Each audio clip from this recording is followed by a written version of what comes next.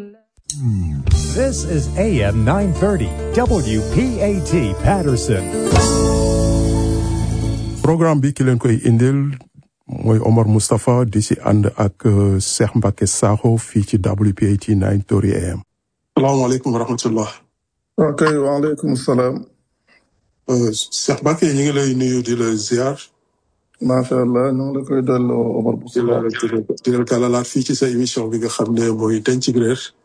macha allah jërëjëf kontaan nañ. di la sant bu baax si sa taxawaay yi nga xam ne yaa ngi koy def di ñu fàttali li nga xam ne mooy alquranul karim. macha allah ak lépp lu nga xam ne jëm na si wàllu diine. alhamdulilah jërëjëf. waaw di nga yóbbante di àggale nuyoo bi nag parce que mbokki jullit yi ñu ngi rafetlu toujours émission bi. di wax ne daal Cheikh Mbacke Sakho daal ñu ngi koy sant di ko gërëm si leeral yi ak taxawaay bu am solo bi. jërëjëf. jërëjëf waaw jërëjëf sëñ Cheikh kon ñu ngi ñëwaat tey rek ci émission bi nga xam ne mooy denc réer di ko ànd ak mbokki jullit yi nga xam ne ñu ngi fépp fu ñu mën a nekk si adduna bi di déglu. waaw di rafetlu émission bi nga xam ne mooy bi passé woon bi ñu mujjee woon def. ñu ngi la ci sant daal sant bu amul fenn fu muy yem. macha allah jërëjëf. xam naa di la bàyyi nga nuyu mbokki jullit rek bu ko defee ñu dugg si liggéey bi incha allah. macha allah Omar Moustapha maa ngi lay nuyu bu baax di la wax asalaamaaleykum. di nuyu wax dëgg yàlla ñi nga xam ne ñu ngi topp émission bi. ndax xam naa ne émission bi moom comme ni ma ko waxee jamono yi rek nit ñaa ngi koy approprié wu bu baax a baax a baax. wax dëgg yàlla te it tamit am na solo lool nit ñi tamit ñoo ngi rafetlu sa engagement ndax man dinañ ma koy yóbbante même keroog ci live bi rek am na yaakaar naa Guèye Colobane mu ngi koy wax aussi. xam naa moom it di ko nuyu lu bare bari di nuyu ñi nga xam ne ñu ngi topp émission bi yëpp wax dëgg yàlla. di ko rafetlu. émission bi passé moom it wax dëgg yàlla ci bi ñuy def live bi àjjuma bi passé rek. nit ñaa ngi koy rafetlu bu baax a baax a baax di wax ne liñ ci jàngee bari na lool. incha allah. kon wax dëgg yàlla yow moom dañ lay sant yow it ndax lu weex comme li may wax rek maanaam liggéey bi moom. maanaam ñun ñoo ko bokk maanaam mënu ñëw ne si Cheikh Mbacke ñoo ngi lay sant ci nii wax bu soxlaa nangam. comme li may wax rek maanaam képp ku diine yàlla ñor rek. man loolu laa gëm loolu laa mos a wax it wax dëgg yàlla. damay wax ne képp ku diine yàlla ñor képp ku yàlla ñor tamit dëgg ci yow li ma gëm mooy liggéey bi ñuy def ñoo ko bokk. maanaam kii day féete feneen ci waar wi kii féete fii ci waar wi keneen féete feneen ci waar wi rek. waaye dëgg-dëgg mbiri man jàpp boobu laa ci am mais macha allah sant yàlla kontaan nañ. waaw macha allah sëñ Cheikh loolu am na solo kon xam naa ne sant bi moom alhamdulilah waaw Cheikh loolu am na solo waaw kon di wax mbokk jullit rek ne tey bon ñu ngi si seen émission denc réer. am na numéro nga xam ne dinañ leen ko jox léegi bu fekkee ne ku ko mun a enregistré si WhatsApp bi mi ngi nekk 347 952 0369 347 952 0369 WhatsApp la ku ko enregistré rek di nga mën a woote si WhatsApp bi bu ñu ubbee line bi bu fekkee ne da nga am looy laajte dinañ la mën a jël bon 347 952 950 waaw 03 69 ah. waaw c'est ça parce que même ñun ñi sax ñoo ngi ko doon partagé numéro bi. waaw xam naa nag su boobaa ñi nekk Sénégal dañuy def +1. def 347. après ñu def 952. après ñu def 369 non ñu def 952. après ñu def 03 69. 69 dëgg la. c'est ça +1 347 952. après ñu teg ci 03 69. dëgg la. léegi numéro boobu par WhatsApp la su ko defee ñi nga xam ne ñu ngi nekk ci yeneen barab yi xëy na su boobaa dinañ mën a woote ñoom leen soobee incha allah ci WhatsApp bi. macha allah loolu am na solo. loolu am na solo. waaw di la kon di fàttale mbokk yi rek daara internat bi nga xam ne mi ngi foofu si Mamel ci Sénégal képp ku nga xam ne am nga doom bu bugg a dem jàngi foofu si daara ji si vacances yi tamit am nañu ay programme yi nga xam ne ku bëgg sa doom di fanaan mun na nekk koo xam ne tamit da nga bëgg sa doom di jàngi di wàcc di ñibbi tamit mun na nekk ko bëggee muy yenn aussi waaw ku bëgg sa doom di yendu tamit mun na nekk ba pare tamit aussi dinañu jàngale alxuraan français anglais am nañu ñetti programme yooyu yëpp bi ngi foofu si internat bi foofu si Mamel xam naa phone number bi Cheikh mi ngi nekk 77 369 369 c'est ça kii 0000 0000 voilà képp ko nga xam ne c'est ça mu nekk 77 369 mu nekk 77 369 ki 0000 ok loolu mooy numéro bi quoi kon mbokki sëñ Cheikh Mbacké maa ngi lay dalalaat si sa émission xam naa ne émission bi passé ñi ngi nekkoon ci yëngu-yëngu yi nga xam ne dafa xew si adduna bi fu mu nekk nii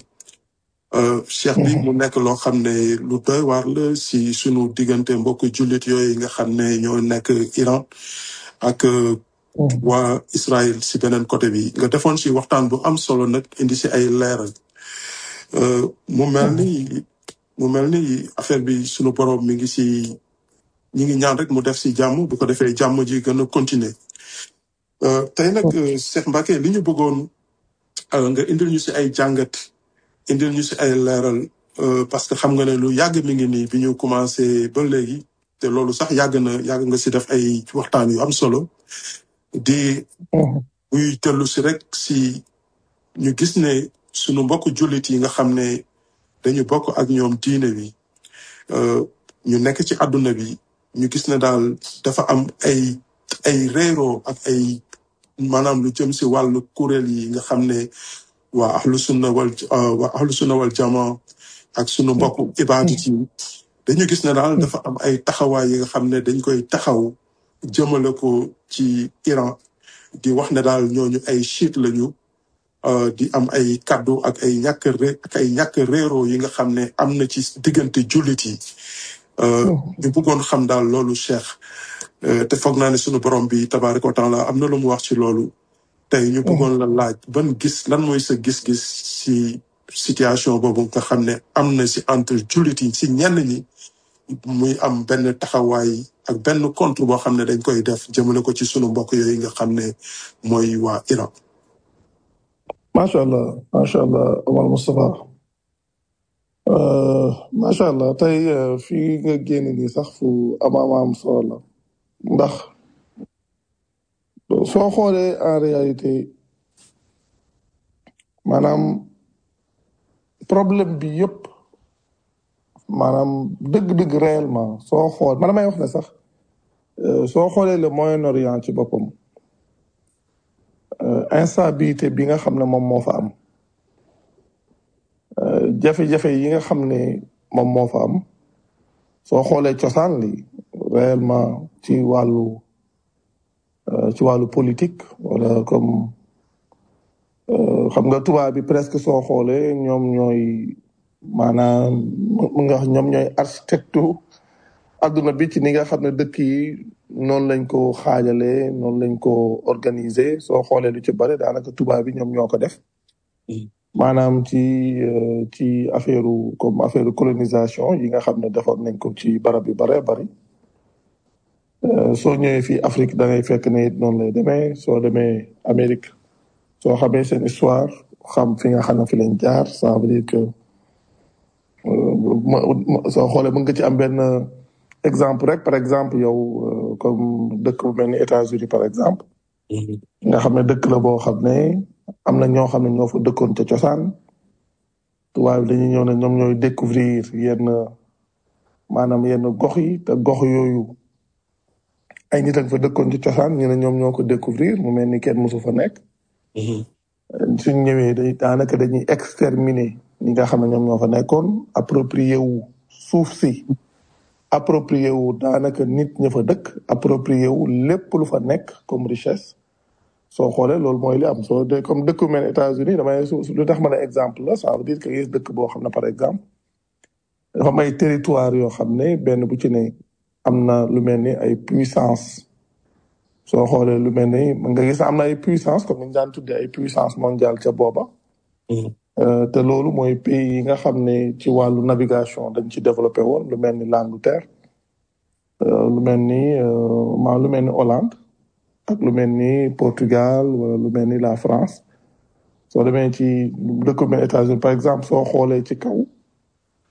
comme fi ñuy wax Alaska xam nga fi mu toll nii ñu bari comme Alaska maanaam ci États-Unis la bokk mais en réalité Alaska soo demee ci cosaan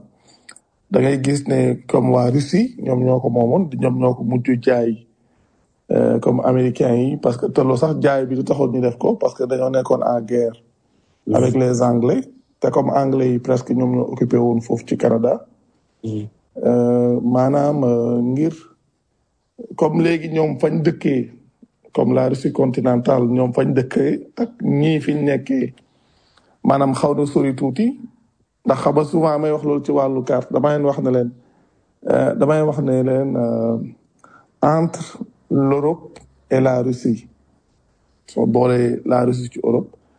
waaye su may waxee par exemple maanaam Paris su ma waxee par exemple France ak Russie fan moo ci gën a jege les États-Unis soo waxee li dañ naan la France waaye leen nag pourtant en réalité la Russie moo gën a jege su fekkee da nga jaar par le nord maa leen am na benn capitale boo xam ne entre les États-Unis et la Russie boo xam ne presque non am na frontière boo xam ne entre la Russie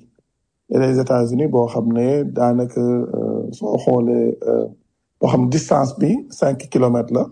moo ngi nekk ci nord bi am ñaari île benn île bu tudd Petite Diomède ak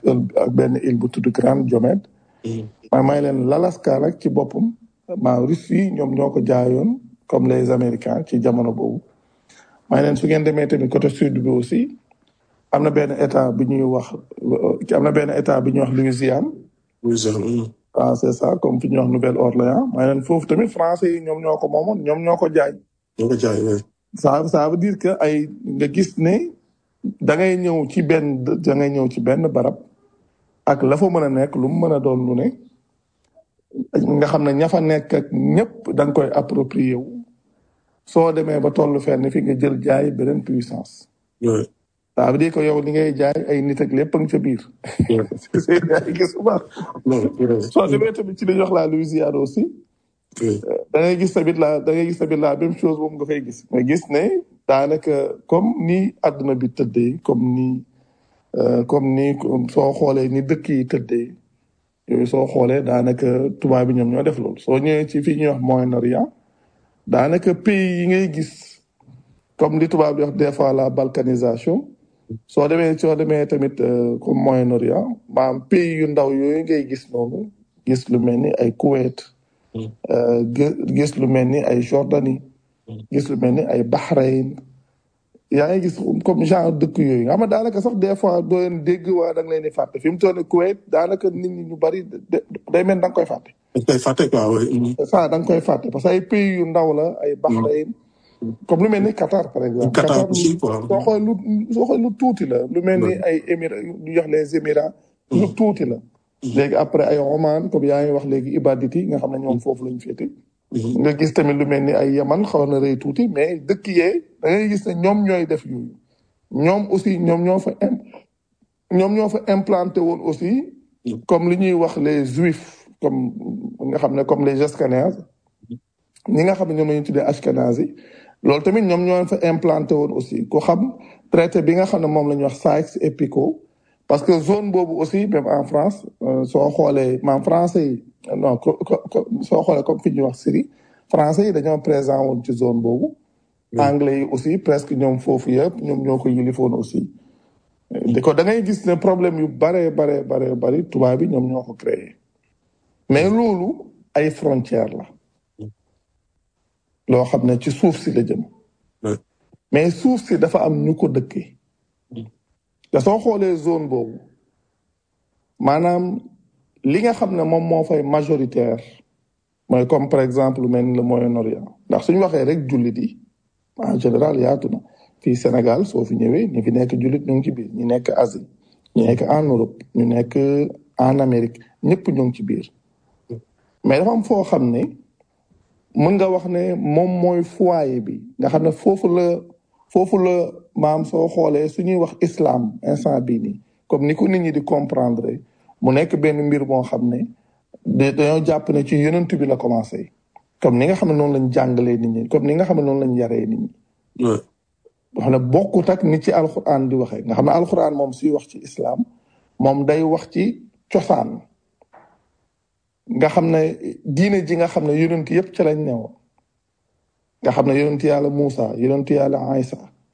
yonent yàlla Moussa mi nga xam ne juif yi moom la ñuy tuddoo yonent yàlla Aïssa mi nga xam ne chrétien yi moom la ñuy tuddoo yonent yàlla Muhammad yi nga xam ne comme soo ñëwee fii kuréel yi lu mel ni le sunnisme le chiisme ak li ñuy wax ibadit yi ak ñëpp ku mu mën a doon di koo xam da ngay tuddoo islam da ngay yow daanaka ñu ci bari dañuy wax ne ñoom soo xee ñëpp moom la ñuy tuddoo mu mel ni ñetti entité yoo xam ne dañoo wuute kenn ku ci ne dafa ñëw am lum indi yonent yàlla Moussa am lum indi yonent yàlla Aïssa am lum indi yonent yàlla Muhammad am lum indi waxuma ci nga xam ne waxuma ci compréhension boobu nga xam ne mooy compréhension bi nga xam ne moom lañ tasaare maam boobu ci laa bëgg a wax mais pas compréhension bi nga xam ne moom la yàlla di jàngale nga xam ne yonent yàlla Moussa yonent yàlla Aïssa yonent yàlla Muhammad ñoom ñëpp ci benn diina ji lañ newoon ndax compréhension boobu soo xoolee lu bari ci nit ñi amuñ ko léegi nag yàlla dogal na ñu bari wax dëgg yàlla macha allah da ngay gis na tamit ñu ngi tàmbali léegi di yeewu ci yenn détails yooyu mais soo ñëwee ci noonu nga xamee ne dañuy teg Moussa nale ne dafa am diine teg Aïssa nale ne dafa am diine teg Muhammad nale ne dafa am diine soo ñëwee ci zone boobu maanaam nga xam ne da ngay wax ne comme ku mel ni yonent yàlla Muhammad foofu la cosaanoo nga gis ne zone bi yëpp ña fa nekkee ña ca ëpp dañuy tuddoo islam moo xam mi Arabie Saoudite moo xam mi Yémen moo xam mi Oman moo xam mi les Émirats Arabes Unis moo xam mi comme lu mel ni Qatar soo yéegee tamit lu mel ni ay Bahreïn lu mel ni ay Koweït Jordanie moo xam mi Palestine dem ba Irak Syrie Iran ba yegg sax ba Pakistan ci ginnaaw yegg Afghanistan yegg ba Turquie Liban en partie yooyu yëpp yow nga xool dëkk yi nga xam ne ñoom ñoo fa nekk ba ci Égypte aussi nga gis ne dëkk yooyu yëpp dañuy tuddoo islam mais man damay wax ne guerre bi dafa nekk lu am solo loo xam ne day ñëwaat di firndeel rek maanaam tere yàlla yi nga xam ne nit ñi dañ ciy lox ban jeexit lay am ci ñun suñu nekkin Omar Moustapha imaginel maanaam dëkk yi nga xam ne ñoo nekk foofu ci Moyen-Orient ñoom ñëpp ñu ngoyoon ci buumug yàlla gi bañ a tàqalikoo ndax su loolu amoon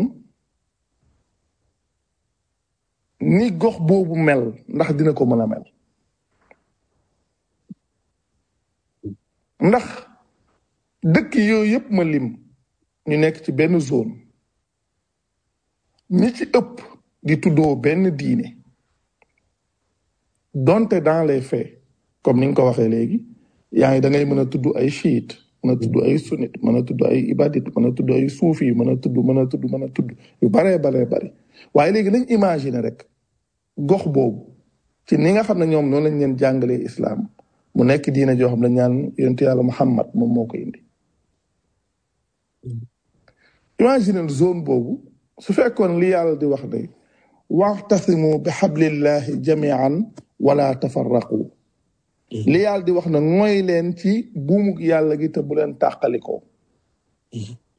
imagineel dëkk yooyu yëpp su fekkoon ne dañoo jëfe woon ndigal loolu ndax kon jafe-jafe yi am foofu ci zone boobu ndax kon dana mën a nekk. ah. non loolu du mën a nekk. xam nga maanaam gis nga situation yi. dafa bëri ay lecture yoo xam ne nit mën na ko ci def rawatina koo xam ne day tuddoo islam. su la yàlla dimbalee nag ba ngay bàyyi xel njàngalem yàlla moom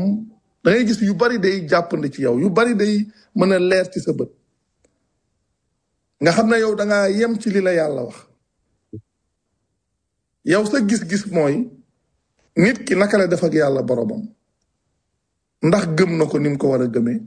ndax ni mu war a doxalee moo ngi koy doxee ndax yow loolu rek lay ñor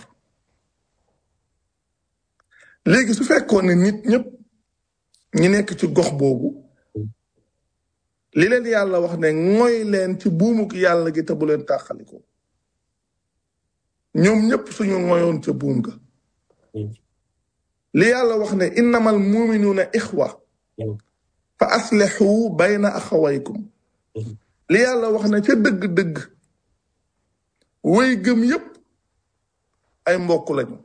mu ne ko ni yëwanal leen seen mbokkoo googu su fekkoon ne ñu ngi woon ci loola ana kan mooy sañ dem di songu benn dëkk ci dëkk yooyu ginnaaw bi nga xamee ne tubaab bi def nañ ko noonu ñu ko def ci dagg yooyu ñu ko dagg ndax kon ah bismillah non bismillah ma ne non kan du ko sañ pour dëggal li nga wax. ok xam nga léegi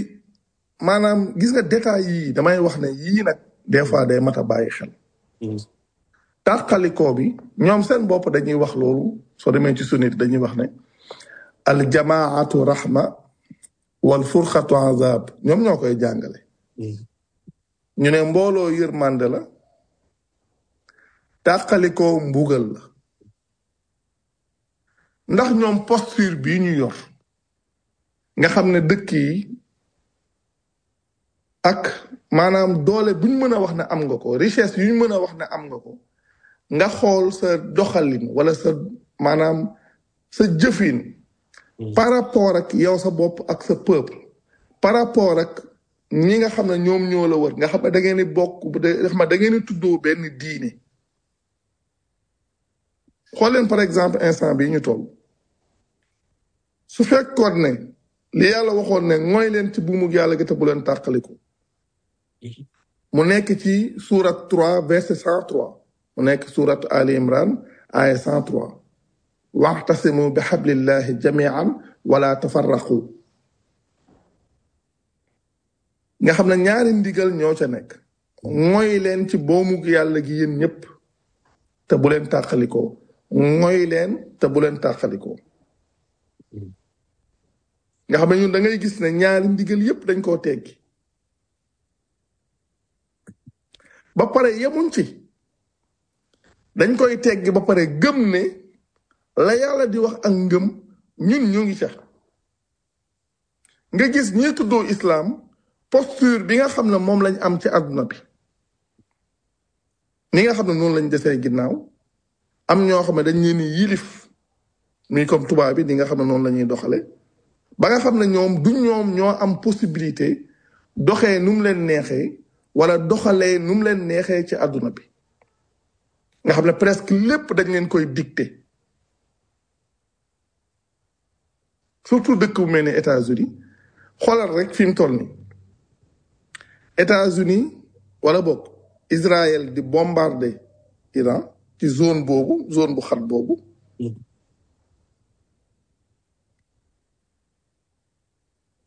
États-Unis daanaka zone boobu yëpp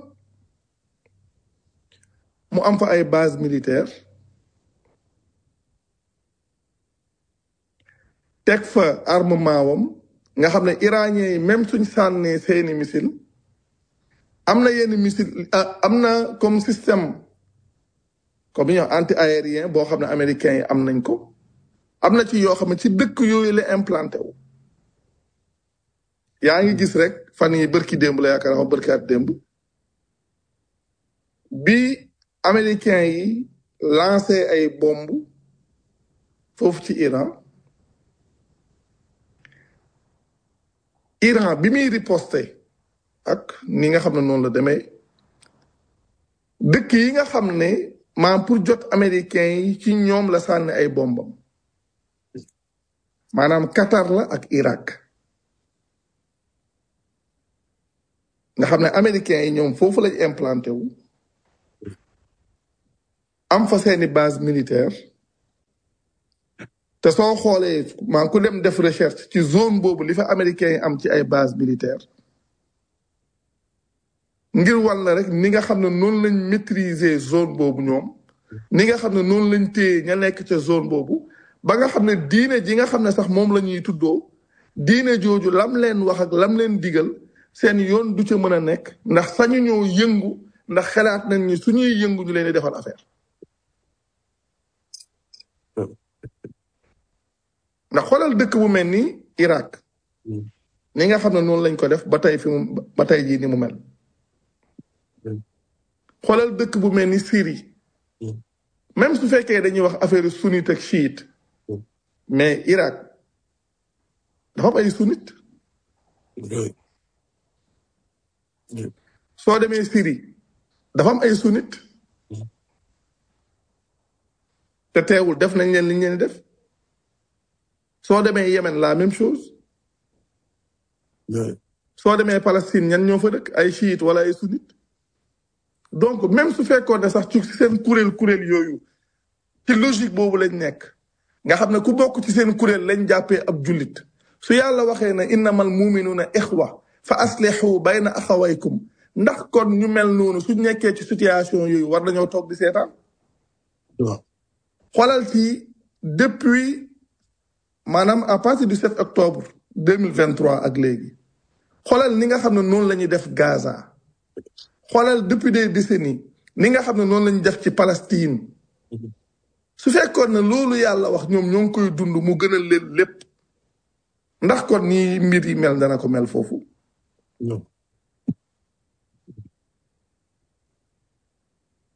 kon ci ngay gis ne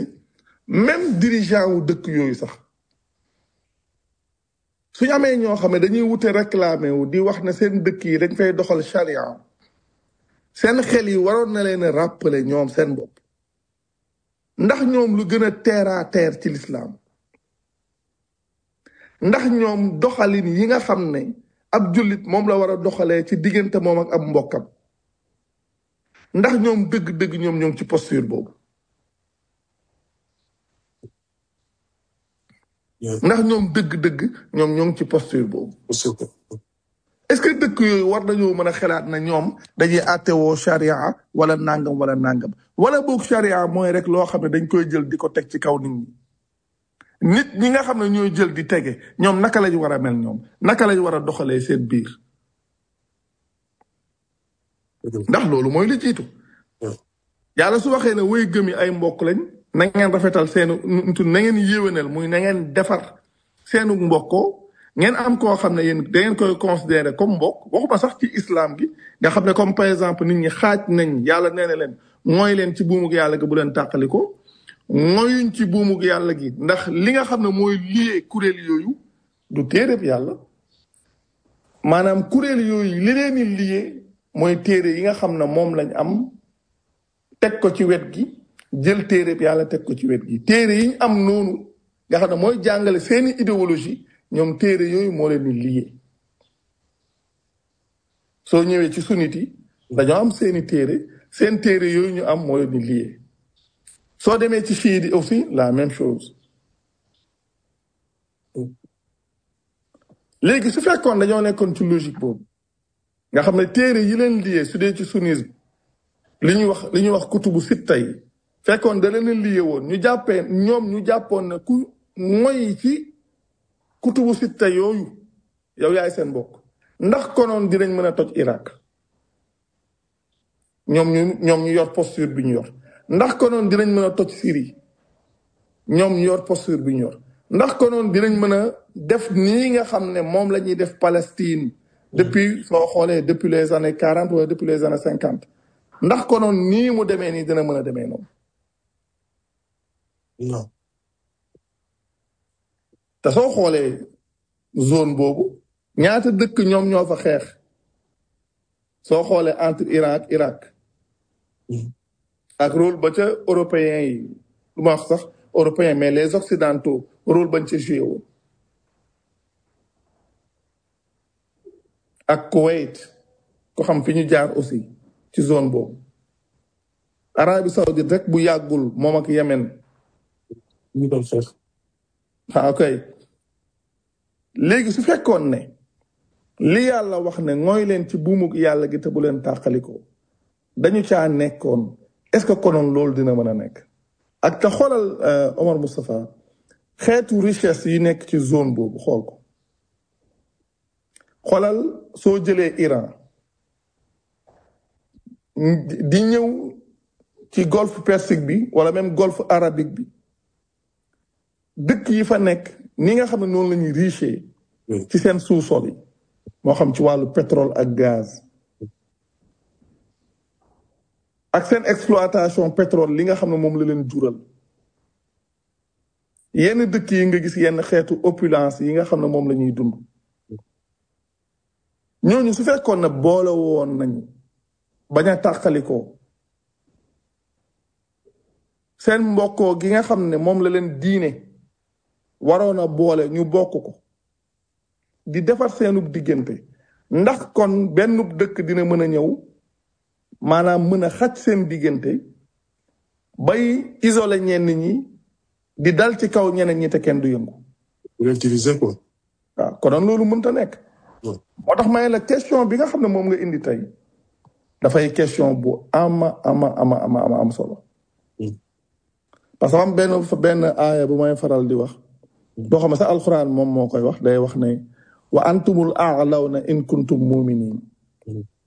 day wax naan wala tahinu wala tahzanu wa antumul a'lawna in kuntum muminin moo ngi nekk ci surat 3 aaya 139 ci fin wu aaya bi yàlla day wax ne te yéenay kawe su fekkee ne way gëm ngeen may leen su fekkoon ne li yàlla di wax ak ngëm ñun dañ ci nekkoon lu mën a xew kon ñun ñooy féetee kaw mais problème bi mooy li yàlla di wax ak ngëm ak ñun li ñu nekk di ko dund dafa wuute ndax déjà jëmmi tàqalikoo boobu ñu tàqalikoo yàlla dafa saxal ne ñi nga xam ne dañoo xaaj seen diine def ko ay xaaj bu ci ne di ndamoo la mu yor mu ne ñi nga xam ne ñoom ñoo def loola yàlla dana ñooñu ay bokkaalekat lañ xam nga lu gën a grave ay nit di tuddee seen bopp ay jullit yàlla ne leen mooy leen ci buumug yàlla gi te bu leen tàqalikoo ñoom mooyuñ ci buum gi te ñàkk mooy ci buum googu moo leen tax a tàqalikoo loolu te mu nekk lu ma ta bàyyi xel ñàkk mooy ci buum gi moo leen tax a tàqalikoo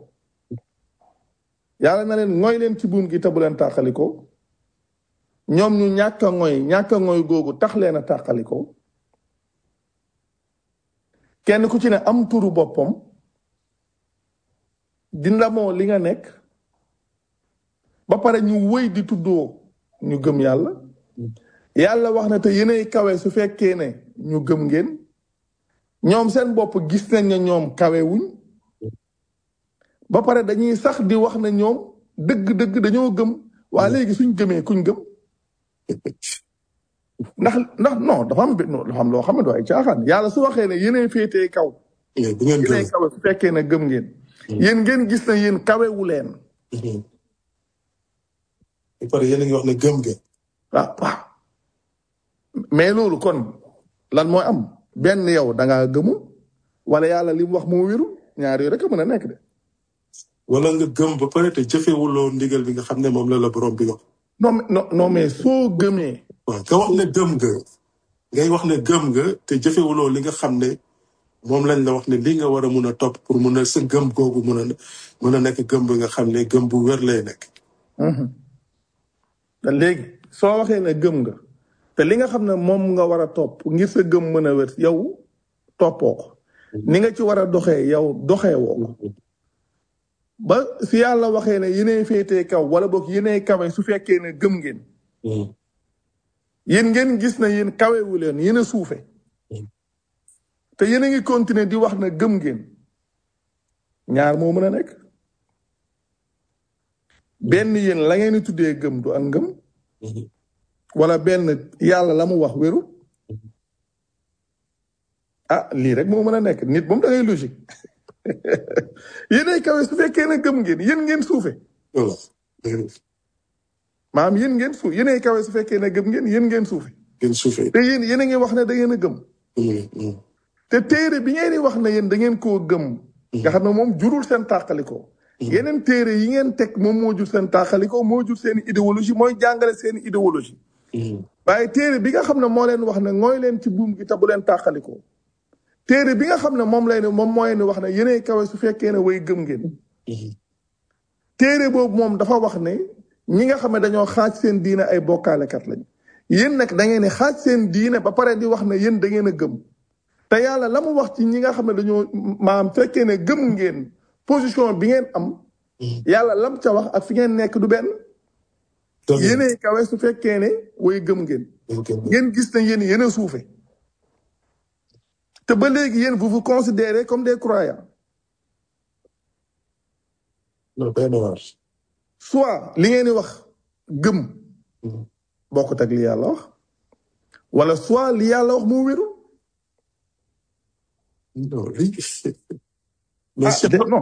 non mais lii la affaire bi ànd yaay ñaari moo mën a nekk soit li yàlla wax ak ngëm da ngeen fee nekkul wala soit li yàlla wax moom moo wérul ñaari yooyu rek a mën a nekk te léegi ñoom duñ joxoñ seen bopp ça veut dire que maanaam duñ joxoñ seen bopp ci li leen yàlla digal ñu mooy ko mooy googu ñu ko mooy traduire mooy wane ñi nga xam ne noonu la ñuy dundee seen biir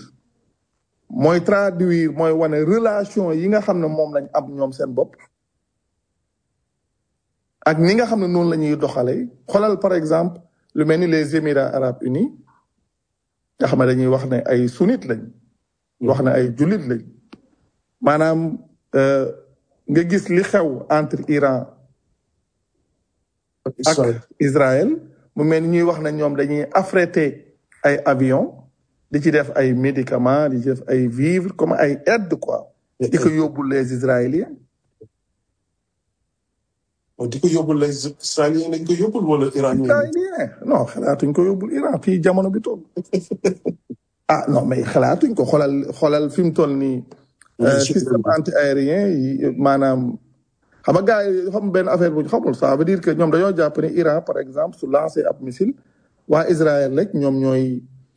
jéem a intercepté non américains yi seen am nañ ay dispositions yi nga xam ne moo nekk ci diggante bi te disposition yooyu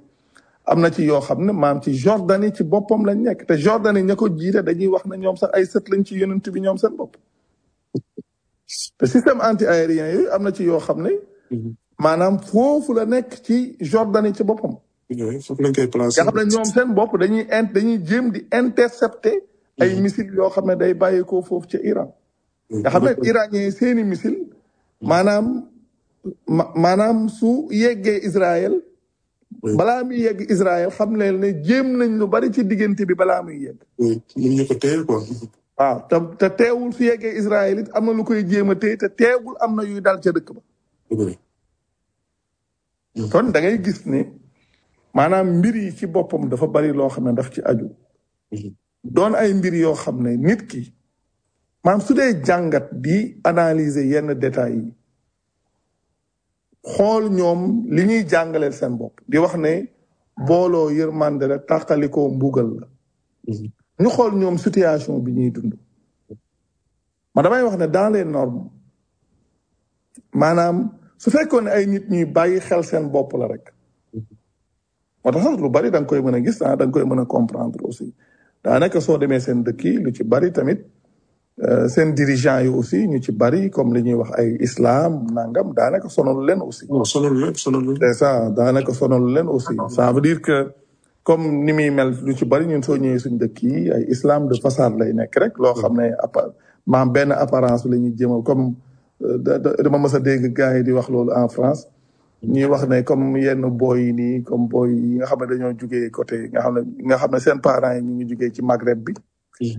daanaka loo wax ñu naan wallah te maanaam ku ñu romb sa alal nga ñàkk ko non mais dëgg la Cheikh loolu dëgg la li nga wax noonu dëgg la te bon leneen li si gën a garaaw Cheikh mooy que ne wax nga ko sànq quoi xéwal yi nga xam ne yàlla jox na leen ko ñoom. nga xam ne loolu rek bu fekkoon ne dañu def li nga xam ne booloo nañu comme ni leen yàlla wax na leen jàpp leen si benn buum bi. yéen ñi nga xam ne da ngeen gëm yéen muslim yi nga xam ne da ngeen gëm. loolu buñ ko defoon Cheikh kon waxuma la sax problème yi ñu am mais kon ñoom ñooy diriger sax monde bi. comme ni ko américains yi di mu nekkee ci seen loxo nga xam ne presque ñoom ñooy wax jàpp leen tegal Israël teg wala bàyyi wala ñu bàyyi. comme di leen defloo di leen bàyyiloo. mais li si gën a garaaw mooy que ne pour dëggal li nga wax rek Cheikh parce que defuñu li nga xam ne moom la ñu sunu borom bi wax pour ñu def ko.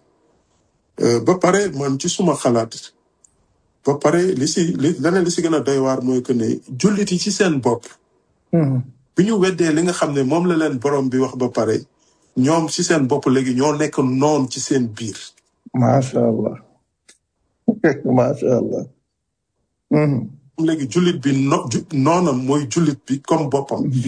jullit boroomu jullitam mooy noonam. mais loolu Cheikh mu nekk lu doy waar. non loo xam ne. macha allah ça veut dire que gis nga fi nga dugg nii sax. mooy deuxième point bi. ci innamal muminuuna ixwa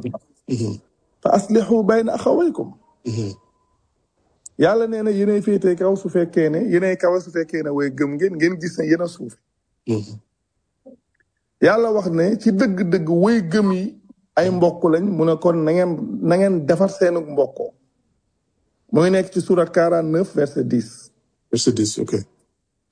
te dana innamal muminuuna ixwatun fa aslihu bayna axawaykum wattaqullaha laallakum turhamuun bàyyi xel. mu ne ci dëgg-dëgg way gëm yi ay mbokk lañu mu ne mbokk lañu way gëm yi mbokk lañu kon na ngeen defar seenu mbokkoo wala da ngeen defar mbokkoo googu seen diggante.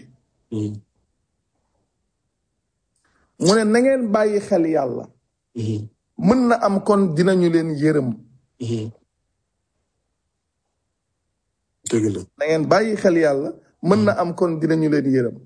nga gis yàlla mu ne way gëm yi mbokk lañu. kon na ngeen defar seen mbokkoo googu nekk seen diggante. imagine yow ñoo xam ne ndigal la fa aslihu kon. tegam ay mbokk ngeen rek. kon defar leen mbokkoo gu dox seen diggante. ndigal la. ñoom ñëpp ñuy wax ne ñoom dañoo gëm.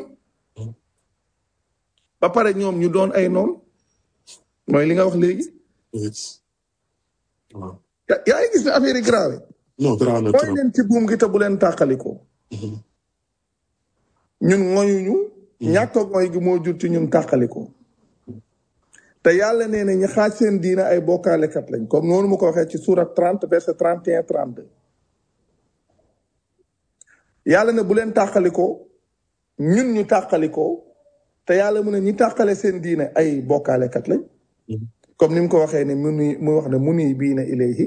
wattaquuhu wa aqimu salaata wala takunu min al mushrikin min alladina farraqu diinahum wa kaanu shiyan kullu xisbin bima ladayhim farixuun. yaa ngi gis bu baax. yàlla wax ne yàlla na mooy leen ci buum gi te bu leen tàqale ko surat 3 verset 103. mu wax ne tuub leen dellu ci yàlla. tey bàyyi xel yàlla tey taxawal julli te bu leen bokk ci bokkaalekat yi. bi muy leeral bokkaalekat yi mu ne mooy ñi nga xam ne dañoo tàqale seen diine def ko ay xaaj bu ci ne di ndamoo la mu yor. muy surat 30 verset 31 32. ñoom ngoyuñ tàqaliko te suñu xasee tàqalikoo yàlla nee na ñi tàqale seen diine ay bokkaalekat lañ. ñoom ñu jàpp ne ba tey dañoo gëm yàlla ñoom ñoo ngi ci ngëm gi dëgg-dëgg gëm. yàlla ne yéenay féetee kaw su fekkee ne woy gëm ngeen. ñoom ñu gis ne ñoom ñoo féetee suuf. te teewul ba tey dañuy jàpp ne woy gëm lañu. yàlla ne dëgg-dëgg woy gëmi mbokk lañu kon na ngeen defar mbokkoo googu dox seen diggante ñoom ñu doon ay noon seen biir te teewul ba tey dañoo jàpp ne ay wéy gëm lañ. non loolu doy na waar Cheikh loolu moom lu am solo la di wax mbokk yi toujours rek ñu ngi fii ci WPAT 9:30 AM di ko ànd ak Cheikh Mbacké Sakho ci seen émission Denc Réer numéro téléphone bi ñu leen joxoon sànq mooy 347 952 0369 347 952 0369 suñuy WhatsApp number bi nga xam ne képp ku bëgg a woote rek mën nga woote ci émission bi ci numéro boobu. waaw mais Cheikh léegi beneen li nga xam ne aussi tamit bëggoon nañ la ci laaj sa xalaat mooy que ne sunu mbokku naar yi nga xam ne yàlla daf leen may ay xéwal yu bari daal nga gis ne ñun ci sunu côté ñun jullit yi nga xam ne ñun dañu nekk ay nit yu ñuul. lan moo tax ñoom jullit yooyu sax ñoom joxuñu leen sax respect considéré wuñ leen sax maanaam joxuñu leen benn respect ba nga xam ne bu fekkee ne sax ñoom dañu nekk ci seen réew yi ñoom nga comparé ko ak ñun ñi nga xam ne dañu nekk ci réewu tubaab yi nekk ak ñoom te duñu ay jullit respect biñ ñuy jox ñun sunu mbokk jullit yooyu nga xam ne ay naar lañu nekk ci côté boobu noonu Saudi Arabia ak ay Kuwait ak yu mel noonu tam dëkk yooyu noonu ñuy sonal ñu ñàkk ñu jox respect ak xeeb bi nga xam ne xeeb nañu ko ba ci seen kutubu cité yooyu sax ak seen xaddis yu ñu gëm boo demee ci waa ahlu sunna wal jamaa am na sax ay xaddis yu ñuy wax ne ñoom dañu ko wax ay xaddis la yoo xam ne ñoom dañu ko wax mu nekk seeni xaddis yoo xam ne sax dañuy wax ne ñun nit ñu ñuul ñi daal ñun sunu nekk jullit wala ñu kii daal ay wax yu tegg ne daal yu ñàkk worma ci say mbokk jullit loolu lan ban kii nga si am yow ban noo gisee loolu Cheikh. mais xam nga mooy li nga wax noonu rek ça veut dire que est-ce que xam nga yaa ngi wax suñ mbokku naar yi. est-ce que ñoom dañuy jàppee ay mbokk foofu la problème bi nekk ah.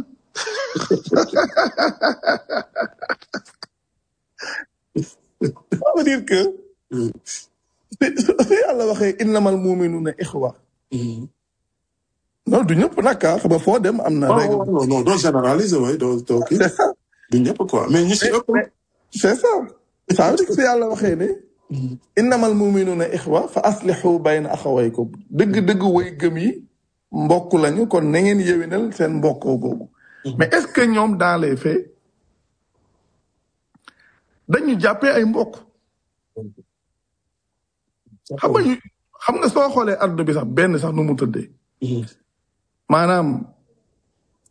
ñi bokk melo souvent ñoom ñooy jàppee seen morom mbokk. te loolu su fekkee dañoo dajee ñeneen ñu melul ni ñoom la. su ñemee ba ci seen biir ñoom kese suñ nekkee it am nañ yeneen xaaj yu ñu dugal ci seen biir en tant que nit. ñemel noonu ñooy jàppee seen mbokk ay bokk. te loolu suñ demee ba ca biir it ña am muy les riches seen moromu riche yi dañuy jàppee ay mbokk. ça veut dire que mooy li may wax maanaam diine li tax may wax ne soo demee ci alquran même yàlla ni mu ciy waxee su waxee ne wa'tasimu bi hablillahi jami'an wala tafarraqu yàlla waxut ak ay entité ay individualité lay waxal. ça veut dire que man damay ñëw ngooy Omar Moustapha ñëw ngooy keneen ñëw ngooy loolu moo ñuy def mbooloo moo xam ne kenn ku ci ne ci sa initiative personnelle ci nga demee ngooy ci buum gi mooy tax ñu mën a nekk mbooloo mu defaru su boobaa nag yeneen détails yi yàlla di wax dañ koy bàyyi xel dañ koy sàmm mais en réalité waxuma sax Moyen-Orient dëkk yooyu sori na mais xoolal rek yenn dëkk yi nekk ci Maghreb bi nii. yàggul dara am na benn foofu ci France waa ji maa ngi fàtte nu mu tudd yaakaar naa ci Instagram bi la doon nekk di def ay live yaakaar naa si dul Bassem la tudd quoi waa ji ku dem def recherche ci internet di nga ko gis nga dégg gars yi wax yi nga xam ne moom lañ wax maanaam ñoom dañuy bañ sax noir yi di takk seen sœur yi donte ñooñu dañuy wax ne ay jullit lañu ñoom bugguñu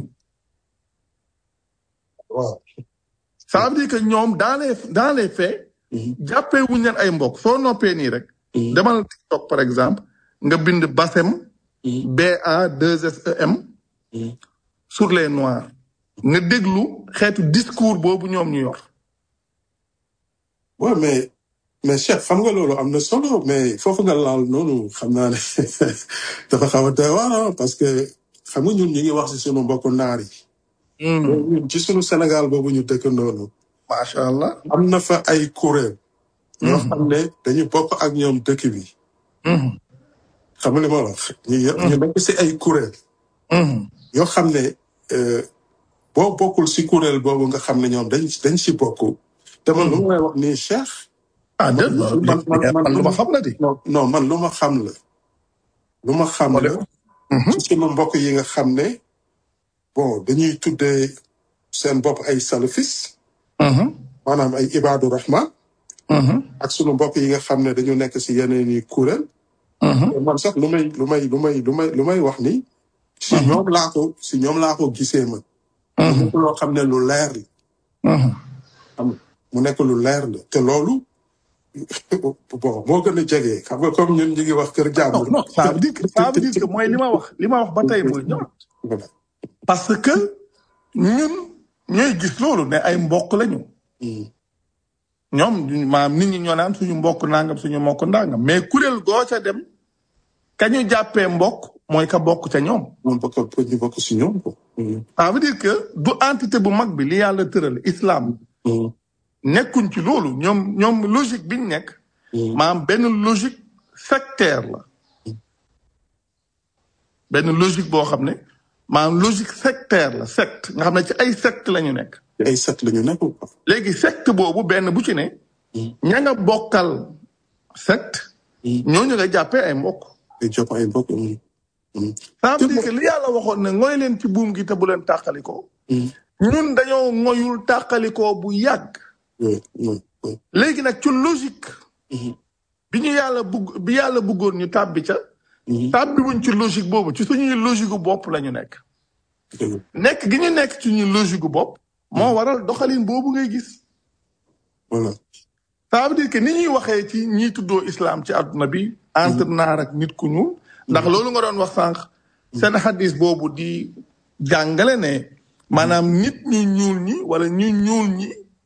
maanaam du ñu di wax ne ëllëg safara lañ jëm. loolu mooy ñëw ci benn téere boo xam ne ci téere yi waa ahlu sunna wal jamaa yi ci la bokk. benn téere bu tudd Mishkaat al Masabih. soo demee ci téere boobu nga xool xadis 119 mu nekk livre 1 xadis 122. non livre 1 xadis 112 livre 1 xadis 112 ci téere boobu tudd maa Mishkaatul Masabih.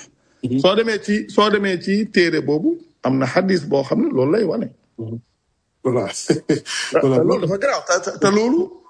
soo demee ci yenn dëkk yi. ça veut dire que nit ku ñuul dañ ko jàppee ay sous-homme. ça veut dire que li yàlla wax yëpp. yàlla wax ne. wa min ayatihi xalqu samawati wal ard. waxtilaafu alsinatikum wa alwaanikum. yàlla mu ne bokk na ci ay kéemaanam binduk asamaan yeeg suuf si. ak wuuteeg seeni làmmiñ ak seeni melo. ñoom nekkuñ ci logique boobu. nekkuñ ci logique boobu. maanaam ñoom pour ñoom. wuute gi ñu wuute couleur. day wane maanaam position ci nit ñi. te noonu ngay dugaatee ci seen biir. maanaam ñi am alal dañuy jàpp ne ñoo gën a kawe ñu ko amul. noonu koy dugaatee ci seen biir fekk ñoom sax ñu am ay xaajale yoo xam ne comme par exemple soo ñëwee fii Sénégal. da ngay gis ñoo xam ne dañuy tuddoo ne dañoo gëm yàlla. li gën a garaaw di wax ne sax ñoo bokk benn secte biñ nekk. waaye da ngay gis ay xaajale yi ñu indi ci biir kii tëgg la kii géwél la kii géer la kii nangam la. ba ñoom sax loolu da leen di teree sëy seen biir. ça veut dire que yàlla wax ne way gëmi ay mbokk lañ. loolu en théorie. non que mu ñëw. parce que dañ naan yàllaa ko wax. mais est-ce que loolu la ñuy mettre ñoom en pratique. parce que dañoo am yeneen yoo xam ne ci lañ nekk. yu bokk teg li leen yàlla nekk loo. te loolu la ñu gëm. jeex na ñoom la ñu gëm xam nga solo si foofu la nekk. nit ñi mën nañoo wax ne lii lañ gëm. waaye suñ jigéen di jëf la ñu gëm la ñuy jëfe. mais loolu Cheikh boo ko toppee si loolu xam naa ne temps bi li si tax sax bariwul loolu rek dafay ñëw li sunu borom bi tabaaraka wa taala di wax ne ñi ay naafeq lañu.